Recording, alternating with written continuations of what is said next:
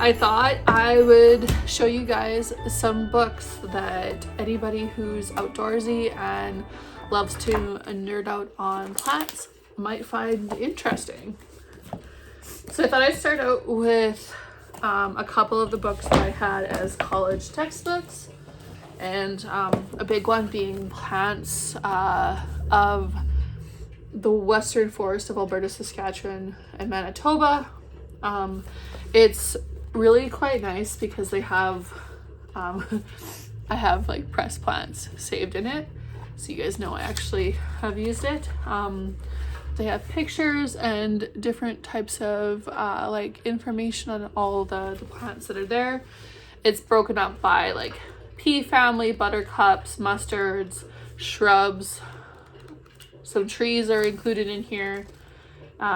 Different types of ferns, so you can find what you're looking for.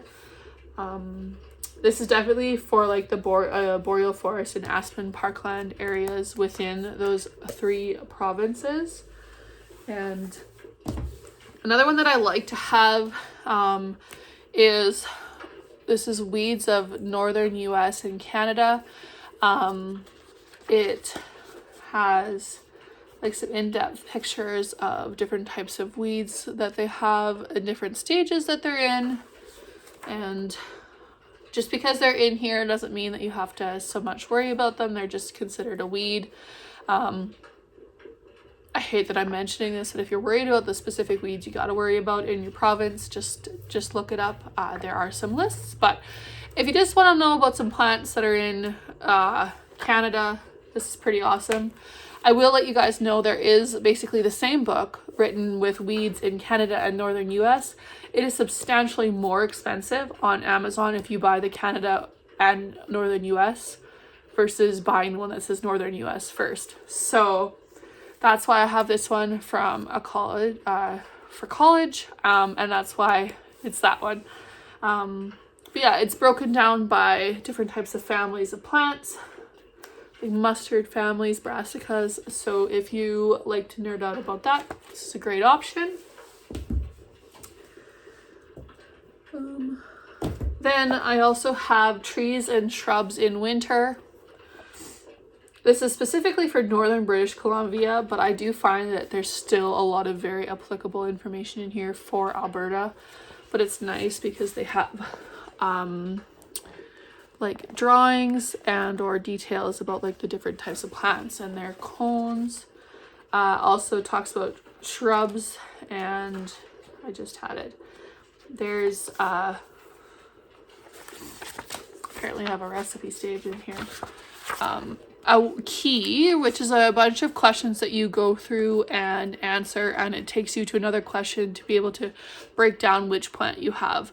But there's keys to help you find out and identify the plant that you're dealing with. So that's a good option if you have trees around and want to know what they are.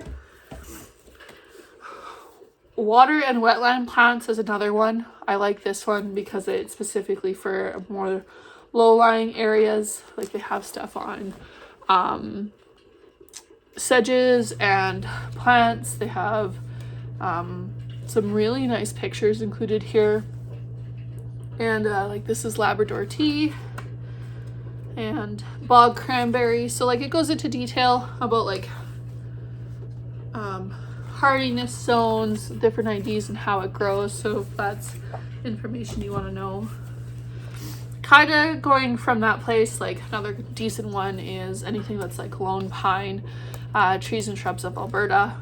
Once again, it just breaks down into different ideas about, or different details on each of the shrubs and whatnot you could find within the province here. These are both written by these are both written by Duane Sept. This is Wild Berries of the Northwest, and then Edible and Medicinal Plants of the Northwest.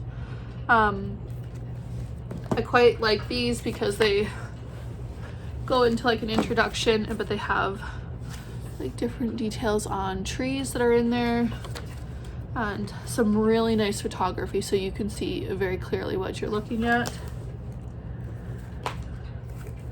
Same with the wild berries, like different types of photography, so you can kind of help you figure out what berries and stuff you're looking at.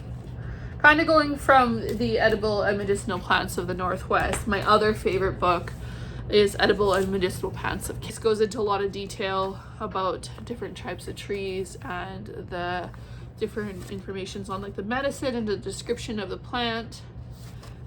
It's broken up by like different families, different colors on top. This is for the entire country, so just keep that in mind, that there might be plants in here that are not in Alberta or BC or wherever you are, but a lot of really cool information and some really pretty plants in here. And then finally, my other favorite is Wildflowers of the Rocky Mountains. I recently just got this one at Trapper Gourds. I love going up there and looking at the book options, but they break down like which provinces and which states you can find them in, and there's detail about like the different the plants that they are, and where you find them. I do believe this is broken up by color, so if you read up here, it says like yellow and cream flower. So if you're walking around and you're like, oh, what, like if I was walking around and I saw a pink flower, I can go here and be like, okay, yeah, this one looks like it because it's pink flower. Well, I know that this is the berry that it has. Well, this is kinnikinnick or bearberry. So that's a really nice way to kind of like figure out what you have without having to do like with this book where you have to key. But it is important to make sure that like with the medicinal books and the edible books that you are going out with someone with a no, because please don't eat anything that I suggested and get sick. But yeah, so this one breaks down by like the different types of colors. It does touch on some plants in here, and a warning, some of these are prohibited noxious within the province, so just a heads up, like orange hawkweed, and different types of thistles. So those are kind of my favorite ID books that I have. A couple of them are from school and I've added to there. So if you have any suggestions on any books that you think I should check out, I would love it. And thank you for coming along for this Vlogmas video, and Merry Christmas, and see you on the next one.